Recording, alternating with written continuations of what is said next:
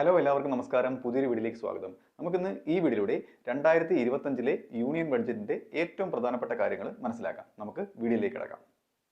Union Budget 2025. The Union Budget of India for 2025 presented by Finance Minister Nirmala Sitharaman. നമുക്കറിയാം നമ്മുടെ ബഹുമാനിയായ ധനകാര്യമന്ത്രി ഫെബ്രുവരി 1-ാം തീയതിയാണ് union budget പാർലമെന്റിൽ അവതരിപ്പിച്ചത്. It focuses on boosting infrastructure. അതിന്റെ പ്രധാനപ്പെട്ട ലക്ഷ്യങ്ങൾ ഇൻഫ്രാസ്ട്രക്ചർ, അതായത് അടിസ്ഥാന സൗകര്യം വികസനം, ജോബ് ക്രിയേഷൻ, അത് കൂടുതൽ തൊഴിലവസരങ്ങൾ സൃഷ്ടിക്കുക, സോഷ്യൽ വെൽഫെയർ സാമൂഹിക ക്ഷേമം, ആൻഡ് എക്കണോമിക് റീഫോം സാമൂഹിക പരിഷ്കാരങ്ങൾ കൊണ്ടുവരിക. ഇതൊക്കെയാണ് ഇതിന്റെ പ്രധാനപ്പെട്ട ലക്ഷ്യങ്ങൾ എന്ന് പറയുന്നത്. ഇനി നമുക്ക് ഇതിന്റെ കീ ഹൈലൈറ്റ്സ് നോക്കാം. അതിൽ ആദ്യത്തേത് ഇൻകം ടാക്സ് റിലീഫ് ആണ്. അതായത് ഇതിലെ ഏറ്റവും പ്രധാനപ്പെട്ട കാര്യം എന്ന് പറയുന്നത് ഇതാണ്. അതായത് individuals earning up to ₹12 lakh per annum, അതായത് വർഷത്തിൽ വാർഷിക വരുമാനം 12 ലക്ഷം വരെയുള്ള ആൾക്കാർക്ക് are now exempt from paying income tax. അവർക്ക് ഇൻകം ടാക്സ് അടയ്ക്കേണ്ട ആവശ്യമില്ല. Offering relief to the middle class, അതായത് മിഡിൽ ക്ലാസ് പീപ്പിളിന് വളരെ വലിയൊരു ആശ്വാസമാണിത്. അടുത്തത് ഹെൽത്ത് കെയർ ഇനിഷ്യേറ്റീവ്സ് ആണ്. അതായത് ആരോഗ്യ സംരക്ഷണത്തിന് നല്ലൊരു ഇനിഷ്യേറ്റീവാണ് ഈ ബഡ്ജറ്റിലൂടെ എടുത്തിരിക്കുന്നത്. ഡ്യൂട്ടി ഫ്രീ ഇമ്പോർട്ട്, അതായത് ഇമ്പോർട്ടിന് 36ഓളം ലൈഫ് സേവിംഗ് ഡ്രഗ്സിന് മരുന്നുകൾക്ക് എന്തില്ല, ഡ്യൂട്ടി ഫ്രീ ആണ്. അത് ഇമ്പോർട്ട് ചാർജ് ഇല്ല, ഇമ്പോർട്ട് ടാരിഫ് ഇല്ല അവിടെ. And reduced duties on bulk drug imports, അതായത് ബൾക്കായിട്ട് മരുന്നുകൾ ഇമ്പോർട്ട് ചെയ്യുമ്പോഴത്തേക്ക് അവിടെ ഡ്യൂട്ടീസ് കുറച്ച് കൊടുത്താൽ, അതായത് ടാരിഫ് കുറച്ച് കൊടുത്താൽ മതി. അപ്പോഴത്തേക്ക് ആ ഇറക്കുമതി ചെയ്യുന്ന ആ മരുന്നുകൾ കുറഞ്ഞ വിലയ്ക്ക് ആൾക്കാർക്ക് ലഭ്യമാകും. അവിടെ ഇമ്പോർട്ട് ടാരിഫ് കുറവായതുകൊണ്ട്. Okay, imports have been announced to lower health care cost. അവിടെ അങ്ങനെ പറയുമ്പോഴത്തേക്ക് അവിടെ ഹെൽത്ത് കെയർ കോസ്റ്റ് കുറയുകയാണ് ചെയ്യുന്നത്. അടുത്തത് ഇൻഫ്രാസ്ട്രക്ചർ ഡെവലപ്മെന്റ് ആണ്. അത് അടിസ്ഥാന സൗകര്യ വികസനം, അതായത് റോഡ്, ഗതാഗതം, വൈദ്യുതി, ടെലികമ്മ്യൂണിക്കേഷൻ ഇങ്ങനെയുള്ള സൗകര്യങ്ങൾ, അതിന് വേണ്ടിയിട്ട് ഉള്ള ഫണ്ട് വിനിയോഗം. A capital expenditure of ₹11.21 lakh crore, അതായത് 11.21 ലക്ഷം കോടി രൂപ. അതെന്ന് പറയുന്നത് അത്രയും രൂപ എന്ന് പറയുന്നത് GDP-യുടെ 3.4%. Okay, has been allocated for ഇൻഫ്രാസ്ട്രക്ചറിന് വേണ്ടിയിട്ട് ഇത്രയും അലോക്കേറ്റ് ചെയ്തിട്ടുണ്ട്.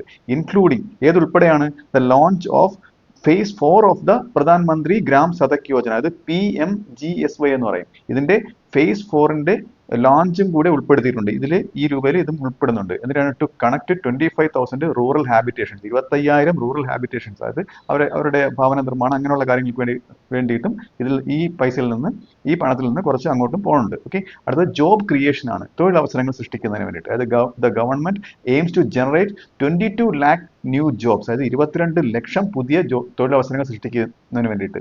Particularly focusing on the leather and footwear sectors. Leather സെക്ടറും ഫുട്വെയർ സെക്ടറിലൊക്കെയാണ് കൂടുതലും ഇത് ഫോക്കസ് ചെയ്യുന്നത്.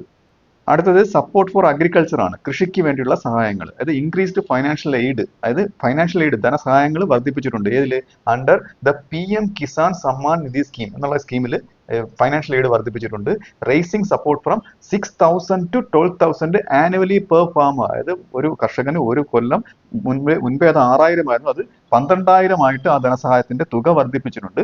എലോങ് വിത്ത് ഇൻസെന്റീവ്സ്, അതായത് ഇൻസെന്റീവ്സ് ഉൾപ്പെടെ ഏതിനുള്ള? For cotton and pulse cultivation, cotton, പരുത്തി, പൾസ്, അതായത് ധാന്യങ്ങൾ, ഇതൊക്കെ കൾട്ടിവേഷൻ ചെയ്യുന്നുള്ള ആ ഒരു ഇൻസെന്റീവ്സ്, ആ ഒരു സഹായങ്ങളും ഇത് വർദ്ധിപ്പിച്ചിട്ടുണ്ട്. അടുത്തത് എനർജി ഇന്നോവേഷൻ ആണ്. ഓക്കെ, പവർ ക്രിയേഷൻ ആയിട്ടുള്ള, അതായത് ഒരു പുതിയൊരു പദ്ധതി ഉണ്ട്. A nuclear energy mission with a 20,000 crore, 20,000 കോടി രൂപ allocation aims to develop small modular reactors. അതായത് ഇങ്ങനൊരു പുതിയൊരു ടെക്നോളജിയാണ്. അതായത് 2033 കൂടി ഈ സ്മാൾ മോഡുലാർ റിയാക്ടേഴ്സ് ഡെവലപ്പ് ചെയ്യുന്നതിന് വേണ്ടിയിട്ടുള്ള പദ്ധതികളും തുടങ്ങിയിട്ടുണ്ട്. അപ്പോൾ അതിനു വേണ്ടിയിട്ടാണ് ഇത്രയും 20,000 കോടി രൂപ അനുവദിച്ചിരിക്കുന്നത്. അടുത്തത് വിമൻസ് എംപവർമെന്റ് ആണ്. അതായത് സ്ത്രീ ശാക്തീകരണം.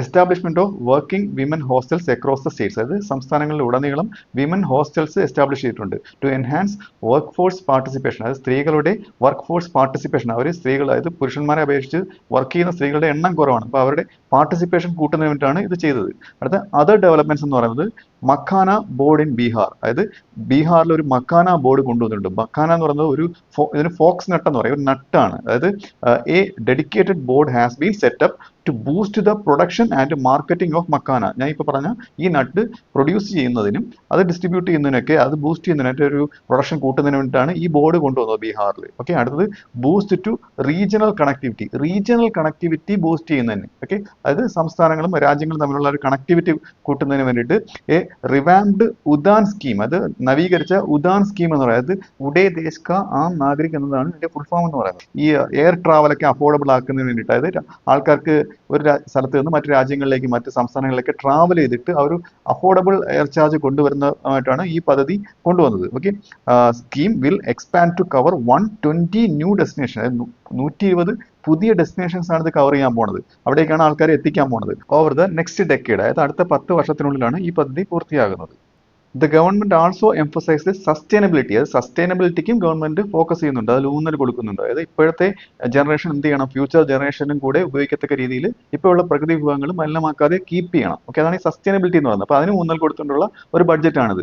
അതിന്റെ ഒരു ഭാഗമായിട്ടാണ് with tax reduction on hybrid vehicles, അതായത് ഹൈബ്രിഡ് വെഹിക്കിൾസിന് ടാക്സ് കുറച്ച് ഈടാക്കുന്നത് അതിന്റെ ഭാഗമായിട്ടാണ്. അതായത് ഹൈബ്രിഡ് വെഹിക്കിൾ എന്ന് വെച്ചാൽ വളരെ പൊല്യൂഷൻ കുറഞ്ഞ ഒരു വെഹിക്കിളാണ്. അതൊരു ഇലക്ട്രിക് മോട്ടർ ആൻഡ് ഗ്യാസലിനൊക്കെയാണ്, ഇലക്ട്രിക് മോട്ടർ ഗ്യാസലിനൊക്കെ ഉപയോഗിച്ചിട്ടുള്ള ഒരു എഞ്ചിനാണ് അതിനുള്ളത്.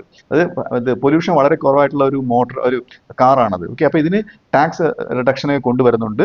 And continued incentives for startups and green finance, green ഫൈനാൻസിന് വേണ്ടിയിട്ടും പുതിയ സ്റ്റാർട്ടപ്പിനൊക്കെ ഒരുപാട് ഇൻസെന്റീവ്സ് കൊടുക്കുന്നുണ്ട്. ഗ്രീൻ ഫൈനാൻസ് നമുക്കറിയാം, അത് പ്രകൃതിയെ മലിനപ്പെടുത്താതെയുള്ള ബിസിനസ്സുകൾ. Okay, these measures collectively aim to bolster India's path toward becoming a developed economy by 2047. ഞാനിപ്പോൾ പറഞ്ഞ ഈ ബഡ്ജറ്റിലൂടെ അവതരിപ്പിച്ച എല്ലാ കാര്യങ്ങളും എന്തിനെ ബോൾസ്റ്റർ ചെയ്യുന്നതാണ്, എന്തിനെ സപ്പോർട്ട് ചെയ്യുന്നതാണ്, ഇന്ത്യയുടെ 2047 വികസിത് ഭാരത്, അതായത് ഡെവലപ്ഡ് ഇന്ത്യ ആകുക എന്ന ലക്ഷ്യത്തിന് താങ്ങി നിർത്തുന്നതാണ് ഈ പദ്ധതിയിൽ ഉൾപ്പെടുത്തിയിട്ടുള്ള ഞാൻ ഇത്രയും നേരം പറഞ്ഞ കാര്യങ്ങളെല്ലാം. ഇന്ത്യ ഒരു വികസിത രാജ്യമാകുന്നതിന് വേണ്ടിയിട്ട് നമുക്ക് ആത്മാർത്ഥമായിട്ട് ആഗ്രഹിക്കാം. അതിനുവേണ്ടി നമുക്ക് എല്ലാവർക്കും ഒരുമിച്ച് പ്രവർത്തിക്കാം. ജയ് ഹിന്ദ്.